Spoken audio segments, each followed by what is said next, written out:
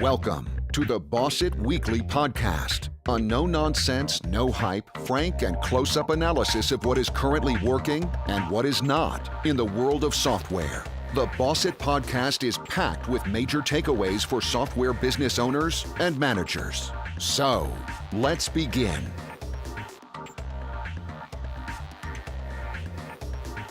This is now season 2, and a few changes from what we were doing with season 1. What I'm doing now is I'm reaching out into the industry to try and find people that I think will be of interest to software entrepreneurs, those specialist experts that can help add value to your business, can help you overcome problems. Just people also that I just think will be of interest on this podcast. And today I've got John Buchan, who has a business called Charm Offensive, started in 2017. I've been having a look at what he does, and he works in the area of copywriting.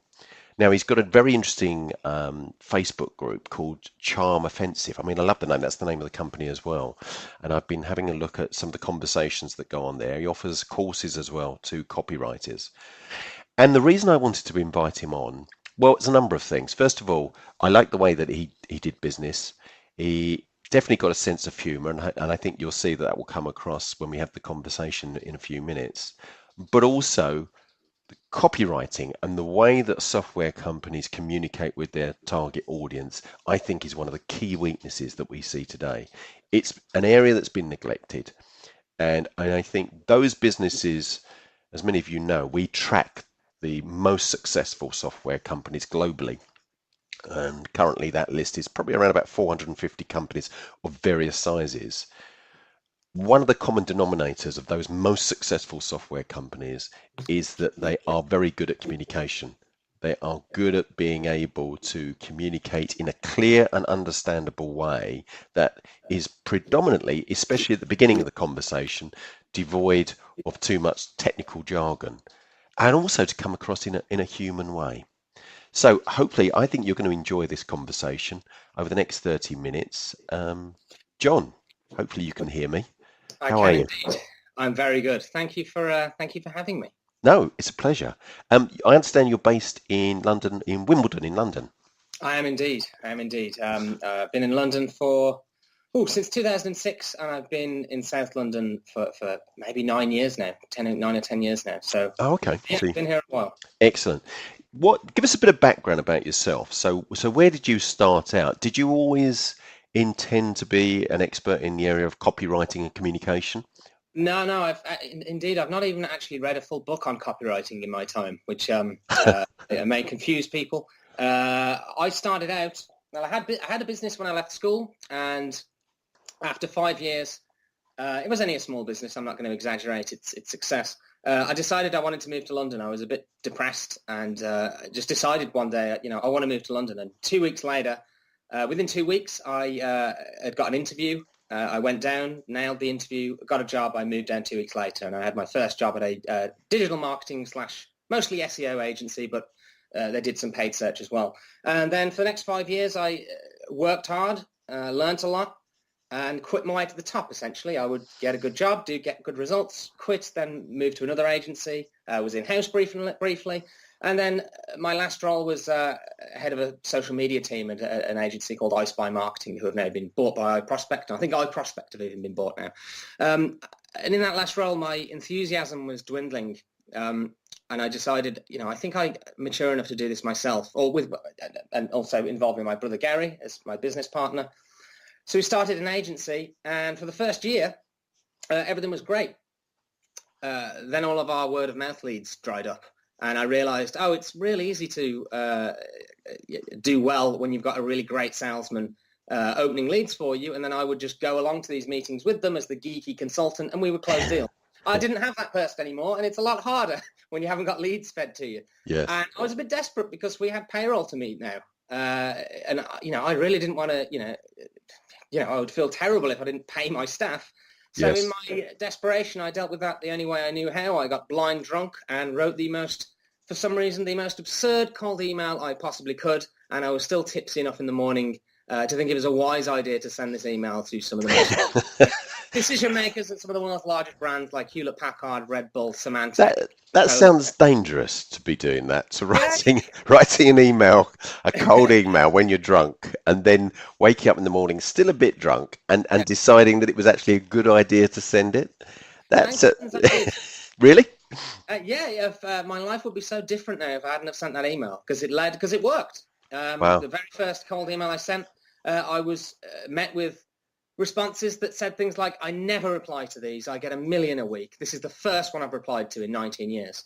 Wow. And then or this is the best cold email. Very gushy. And also, on top of that, not just compliments, we would like to speak to you. So my favourite response, it's not the most gushing, but I always like it because it's succinct and sort of oxymoronic, if that's a word. It simply read, my colleague forwarded me your spam email and we would like to meet you to discuss opportunities. Which I found somewhat of an amusing quote. Let me stop you there a moment, because that is really interesting. You know, when you said that, I mean, you went into a digital marketing agency where you didn't really have any background or experience. Is that true? No, I knew digital marketing. I knew SEO. Oh, okay, fine. Because that's how I got business to my first business. Was through search engine optimization, pay-per-click. I've always been a nerd. Like, I've been doing this stuff since I was I've been using computers since I was maybe 7 or 8. But then when the internet came around, I was learning how to design websites. I even learned to code a bit, although my coding was terrible. But I understand programmatically how software sort of works. So I had a knowledge that was just built up over my own curiosity and my own nerdiness. So I didn't have commercial experience. Like, I hadn't done agency work before. So things like sales pitches or dealing with clients, that was totally new to me. Oh, okay. But my sort of honest candor seemed to work for me. So I did have, that's how I nailed that interview. They gave me a little experiment, a little test project to do. And I just nailed it because I just went way overboard because I really wanted the job, and just impressed them with the sheer amount of information I gave back to their little test project. And so I had the knowledge there, but not the client skills or anything like that. Well, I can hear that you've definitely got the energy, and that's probably really what impressed them. And I think that will always take you a long way. I was also interested to hear that you said that you'd never read or never completed reading a book on copywriting. No, yet that's what you do now. Do you think that's an advantage? That's given you an advantage? Well, it's helped me because I don't sound like every other copywriter. So there is a problem with some copywriters is they all sound exactly the same, and they're wondering, why do I not stand out? You know, why am I not getting attention? It's, well, you need to stand out and do something different. So obviously now I've while I haven't read a full book on copywriting, obviously I've had to learn direct response copywriting because I'm selling information products and subscriptions now. So I've had to learn the principles of that. A lot of those principles I knew already because they're the principles of persuasion, but direct response copywriting applies them probably the most bluntly out of any discipline. Direct response copywriting uses those principles of persuasion in the most blunt way possible. So I've learned over the last years, not through books, but just through what other people are doing, and I'm able to look at sales pages. I'm able to look at people I look up to that I think are really good. So Colin Theriot, I hope I'm pronouncing his name right, of The Cult of Copy. He's a guy I contacted to ask him if I should start Charm Offensive. I thought I had something unique. So I've learned from other people the direct response stuff, but I'm very glad that I didn't learn it immediately. My experience and how I got good at copywriting is from the ages of about 6 to probably 15. I stayed up till the early hours, 2, 3, 4 a.m. watching stand-up comedy, sitcoms, a lot of American stuff, a lot of British stuff. And that's how I got my 10,000 hours of experience. So when I wrote that email when I was drunk, I didn't know to use copywriting hooks or anything. I had no idea. But I decided, so that was my experience. So when I got drunk and wrote that email, that's what came out. I was using joke formulas. And that, I don't think anyone expected that. No big prospect has ever been offered the potential for tequila shots in an initial email. That was one of the things actually that caught my eye about what you were doing, because I think I came across you first of all on Facebook. I don't know if it was a Facebook ad or something. I came across and I saw the group, and then I started to read some of the background story, and I could see that humor was at the core of what you were doing when approaching people, you know, on cold. So sending out cold emails, and that is contrary to what a lot of business people think is appropriate, because they have this idea that they want to come across as being very professional, Yeah. very correct. What would be your answer to that, B?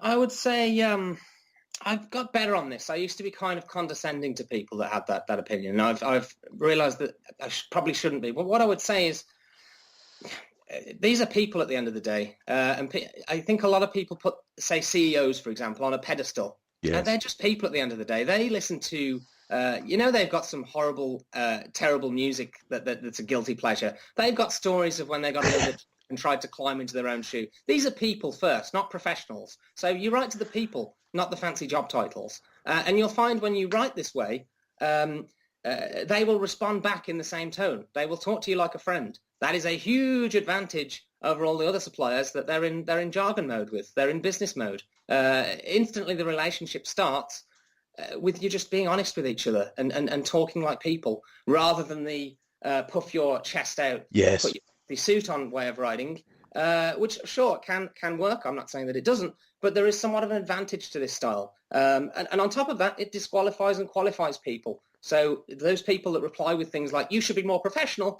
I was always very thankful for those because thank you, I don't have to work with you ever again. This isn't going to be a good match. If you share a with someone, that is a commonality that benefits you. Do you think? Yeah, I like that point. I think that's a very good point, very well made, and is actually really important. Is that I think the part of the art of really good communication is communicating in an authentic way, and what I mean by that is giving people an advance understanding of who you are as a person or some personality, some understanding of the company. This is how we do business around here. And if you like this, if you're attracted to this makes sense to you, you'll probably get on well with us and we'll have a good relationship. If you don't, you're better off going and find somebody else. I think that's actually really important. Don't try and be all things to all men and actually ended up with this sort of very bland, unmemorable, a sort of business that you forget within seconds. And yeah, indeed. And when I first started Charm Offensive, it was all about the drunk cold email and sending cold emails. It's grown since then. This methodology can be, but it's the other thing is when you say you've got a prospect and you're trying to get their attention, and someone very senior at a big company, they're getting hundreds of these emails, and they all read the same because everyone's typed into Google best cold email template. It's 3 sentences long. It's just functional. No wonder they get ignored. If everyone's writing the same thing, they're going to get ignored. Whereas this, if you're interesting, your email can be longer. And humor is a great way of getting attention. What a great first impression to make. If you can make them laugh, when they click reply, they're more likely to click reply. And when they do, they're more likely to say something positive. And also because of things like the primacy effect, that first impression really matters. And also, if you can make someone laugh and you can get cut through in an interesting way, that is persuasive in itself. And I think it's called the primacy effect, where it works with physical attractiveness as well, but humor is also a thing that works with. If you've got one good quality like that impresses them, they will ascribe many other positive qualities to you. That you're creative and funny and all of these other things. So that's why another reason why it's so important, and people should give it a go. That makes so much sense. I think I must get sent probably 70 to 100 cold emails a week. And I think, especially for instance, on LinkedIn, I'm just seeing repetition after repetition of that template approach, where I can see it's a different company using the same template, and it just becomes, it gets to the stage where you don't even see it anymore. You just think, oh, it's just another bit of spam, delete. Whereas what you're doing is capturing their attention by being different. And then giving that positive effect. If you make somebody laugh at the same time, then even better. Indeed. Yeah, I've got a rule, which is be funny. If you can't be funny, be clever. If you can't be clever, keep that short. I would put profanity in there, usual, but I like that. That's really good. Yeah, that works well. So skip to the third one there. Yeah. Oh, I've got a question for you. This is something that I think comes up so often, and I find it sometimes a bit frustrating. I mean, I did read some copywriting books many years ago because I knew that it was an important skill, and I found a very small copyright book. I can't even remember the author of it now. It was smaller than a normal paperback, But I read this, and it was actually very well written. It was an experienced copywriter. It was very cheaply produced, but it was a really good book. Unfortunately, I lost the book, and I can no longer remember who the author was or the title of it. But I remember one of the things that it was saying is that one of the myths is that all communication, all marketing communication and cold email communication needs to be short. The shorter, the better. And he said, actually, that's not true. If it's really good copy and it's engaging and entertaining, good long copy will outperform good short copy. And so many people in the industry they just look at it, and before even reading it, they will say it's too long. What are your thoughts? That's a parroted thing, right? So people learn off. You know what? If you can't write, that's probably good advice. That's what I say. Yeah. Yes, you're right. No one's going to stop reading something that's making them, unless they're interrupted somehow. Yes. That would happen to anyone. They're not going to stop reading something if it's making them laugh and they're interested in it.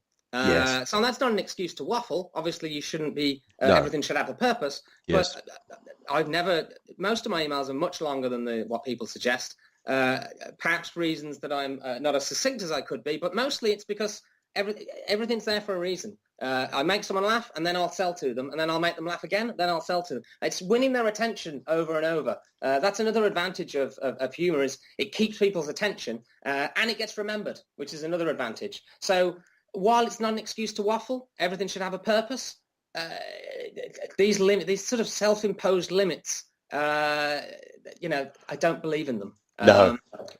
Also, the idea that CEOs have an attention span of 3 seconds is ridiculous. They've become successful CEOs because they have they have abilities. They are skillful. To suggest these people have the memory of a goldfish, or they're so good at reading an email. Yes.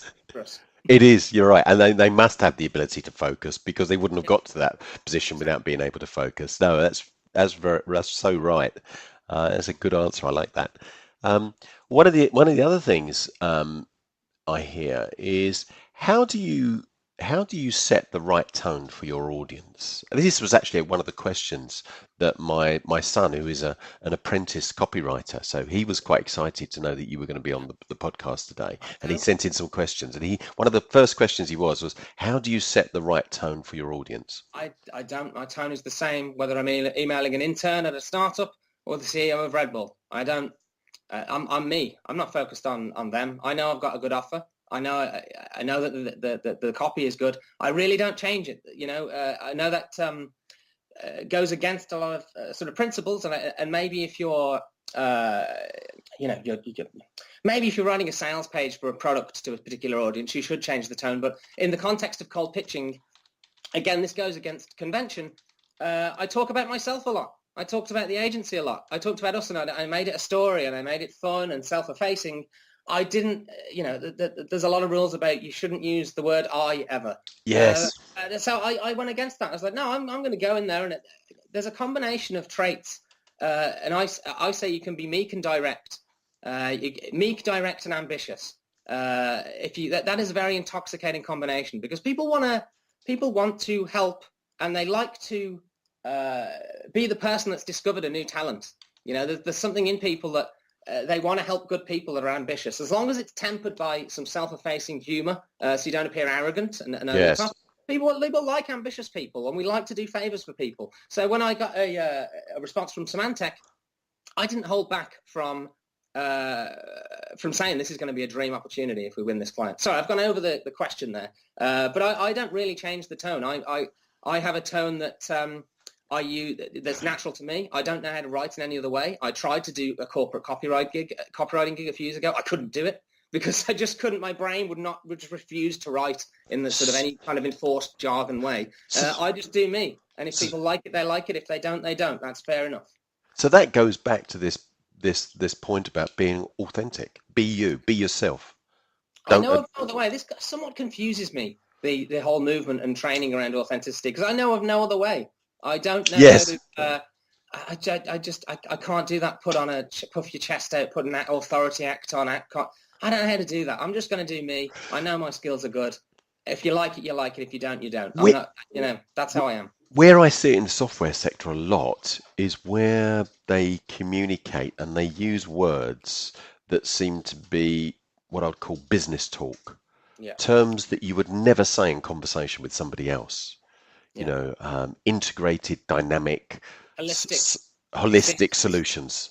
Synergistic. Yeah. Synergistic as well. Yes, It loses all meaning, doesn't it? it does. And And they put them all together in the same sentence, and you think, what does that mean? I don't understand that. It I just remember doesn't mean anything. in a meeting with Symantec once, someone said the word operationalizing, and I almost put my hand up to say, I'm sorry, but they were paying me so much that I was like, I'll let that go. It offended me to my core. What because I said, as I came across you on Facebook. I think the big issue for many software companies is gaining attention in what's a very crowded market. It's a very prosperous market. It's dynamic. It moves very quickly, and I think it's a great place to be. But there's a lot of competition, and the competition, because of the internet, can come from anywhere in the world. How do that sort of comes back to how you reach your target market. Now you're using Facebook, and again, I hear time and time again people saying that's not appropriate for B2B. Facebook is personal stuff. What would you say to that? Well, people are on Facebook. The most people are on Facebook. Obviously, there's LinkedIn, which is particular to, there's more, it's focused on professionals, but not everyone in your niche will be on Facebook. But you can't prejudice by job title. It's similar. It's a similar thing to when people say humour won't work on IT directors or finance directors or some other unpeople that they've decided. People like to put people in boxes, and that often does not work. This approach will work on any type of person. And the same thing is true of Facebook. I started my Facebook group, Charm Offensive. At the time, I didn't use Facebook for business, but very quickly, people were adding me as a friend that I didn't know, and I was like, oh, okay, this is how people use Facebook now. There's loads of people on Facebook. I would suggest, I may be wrong, that there are probably it's rare when you find someone who's on Facebook. Obviously not everyone is, but we've all got friends that aren't on Facebook, but they are the minority. Most people are on, good or ill, most people are on Facebook. I can't say that that applies to everyone, but I've never heard of a job title, and I've had many suggested to me where none of them are on Facebook, or it's a small minority. I've never found that to bear it to be true. More people are using Facebook for business now than ever.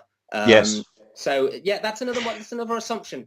People make assumptions. I do as well. Very often they do not turn out to be correct. No, there's definitely, I've seen a change over the last 18 months in the fact that there are more products and services being sold on Facebook. So more businesses that are using it, and a lot of that is B2C. But if you think about it, it's in its very basic form, it's just another way of connecting with another human being. Yeah, it's just another platform, and it's the biggest one by far. It's another one of those assumptions. So you have to obviously have a look, try and find your audience, try and find Facebook groups that are on the topic of your the theme of your business or complementary to your business. And if there isn't any, there's an opportunity. You could start a Facebook group on that topic. But usually, as I say, there's so many people on Facebook. Your audience is probably there as well. Obviously, those amounts will not be the same for all industries, but yeah, you should. I believe that most people are on Facebook, and I agree. I have evidence that it can be used for business purposes. I built a whole business mostly around Facebook, my email list as well, and a good hook, the Drunk Cold Email. So I am a case study in that you can use Facebook and create a business around it, let alone just finding your audience on Facebook. It's got a lot of benefits. I know that we did a study a while ago, well, quite a few years ago. We were looking at our target audience, which is software entrepreneurs, to try and get a feel for what percentage we would find on LinkedIn. Yeah. And at that time, we calculated roughly it's in excess of 95%. Nice. It really is very, very high. Maybe you ought to do a similar sort of study and look at Facebook now, because I think there has been that change. When Facebook was first around, it was aimed at students, so it tended to be preponderance of younger people, and then that age group started to expand. And actually, they're saying that there are more and more older people. And also, I'm starting to hear that there are more businesses and more B2B communication is going on within Facebook. And Why not? I think it makes sense that that happens. And if you're battling on the same platforms as all of your competitors, maybe Facebook could be the way to get through and gain attention. I tell everyone that's interested that they should build an audience, and a great way of doing that is Facebook groups, because of the inherent sort of viral mechanics that they've put into place that make Facebook themselves successful. You can use that same the same technology to grow an audience. And after a while, if you start a Facebook group, for instance, you become a recommended group after you've hit a certain amount of members. I think it might be 200 members or so. I don't know if there's an exact figure. Okay. So your audience grows without you having even to do anything. Obviously, you should be conscientious and work hard and try and build your audience, but you just get more, you get people into your funnel. That sounds a bit blunt, but you get people to be part of your audience just by virtue that Facebook will start recommending your group to people. So there's a lot of inherent benefits to Facebook because of the mechanics that make it so addictive. They work for you too if you know how to use it. What is it that, because you're using it for Charm Offensive on Facebook, and I can see that you've got an active group there. There are always sort of posts being made, so there's always something when people go back or when they next log into Facebook, there's something to look at because there's been some new post. What is it that you do on Charm Offensive with your group? What do you mean? So what is it? What was the thinking behind setting that group up? I didn't think about it. It was on a whim. I was just curious. I was like, you weren't drunk again, were you?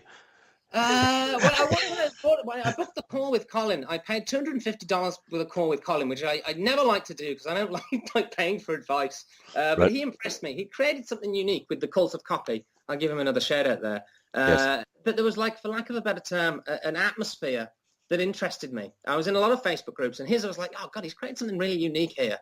And I just found it interesting, so I paid for this call. I just got out of some unfortunate sort of personal circumstances, and from the momentum of that, I thought, you know what, I've got something useful here that it's benefited me massively, but it's also I've helped my friends get as many job interviews as they want in new industries. I thought this could really help people. And Colin said to me, yeah, you've got something interesting and unique enough, and obviously it works. I showed him all the evidence, the screenshots I was getting from responses to my cold emails. You got something that works, but more importantly, you're enthusiastic enough that you can make it interesting. So I started it very much on a whim, just curious, yes. and it resonated. It turns out lots of other people thought that B2B doesn't have to stand for boring to boring. They wanted to write like normal, like humans. Yes. And that resonated. So there's a lot of different tactics I applied, and a lot of, I really did obsess and work hard to get that community going.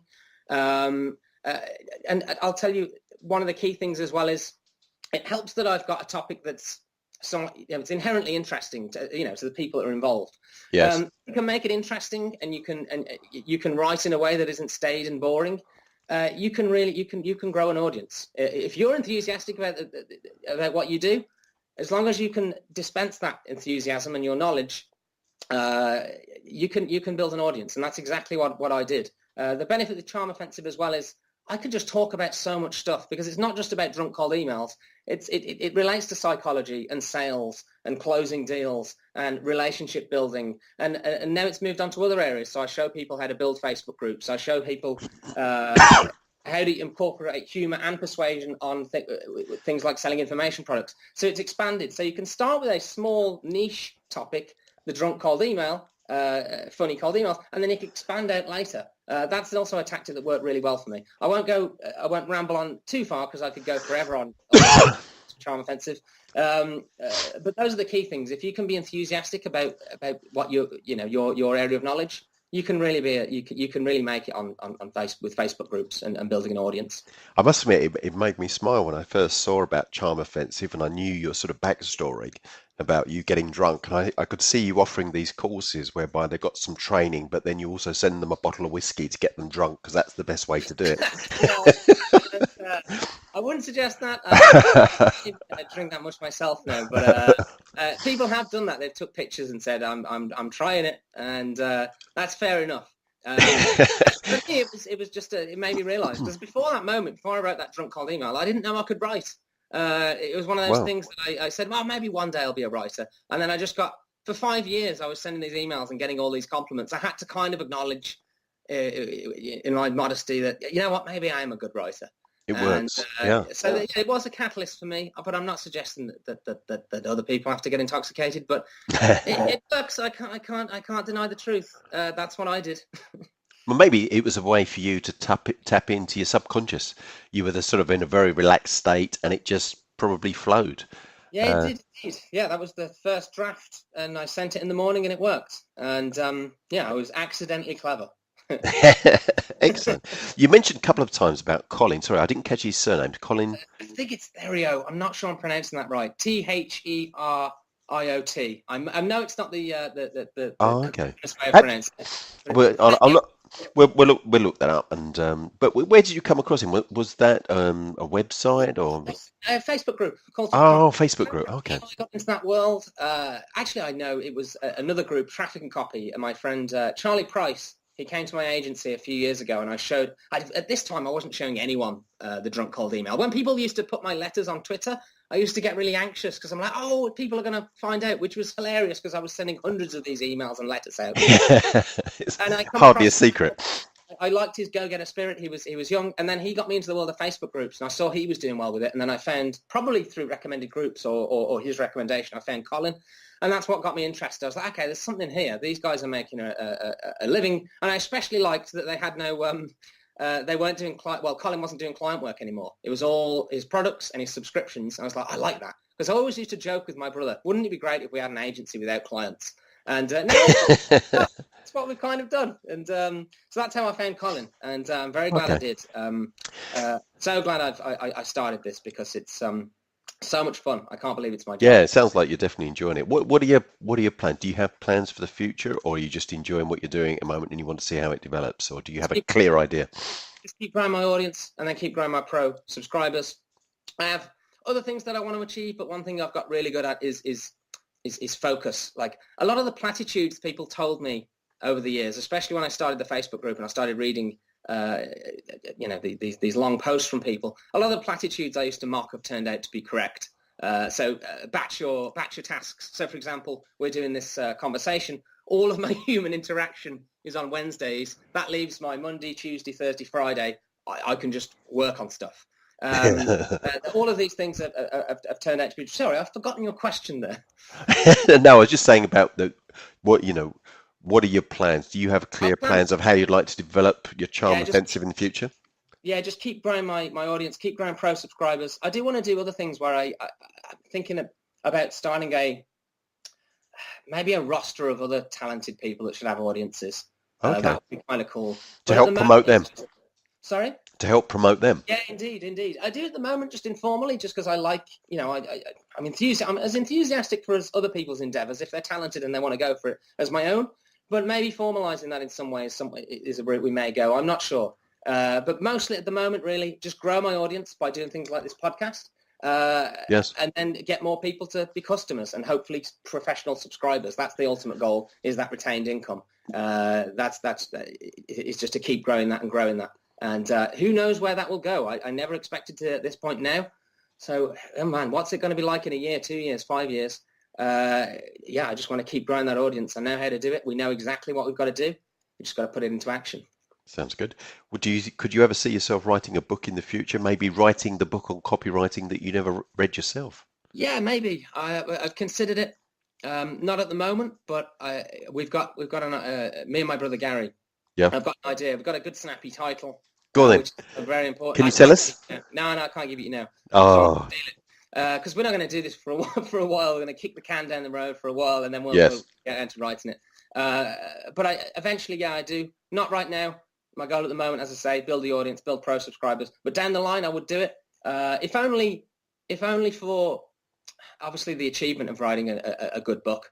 Also, it opens up opportunities where there are some big podcasts that I think having a book would help me get on them. There's something about having a book of all your knowledge sort of condensed.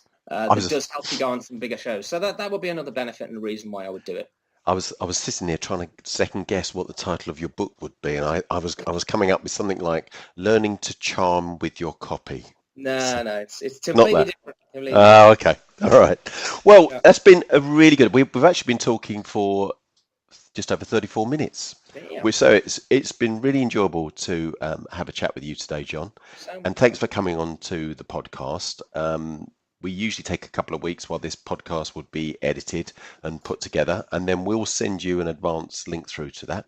But just say thank you very much for coming on. We'll put a link down to your Facebook group and any other ways of getting hold of you when we post this up onto iTunes and onto our website. Great speaking to you. Really great to hear the passion that you've got for what you're doing, and it really sounds like you're enjoying yourself.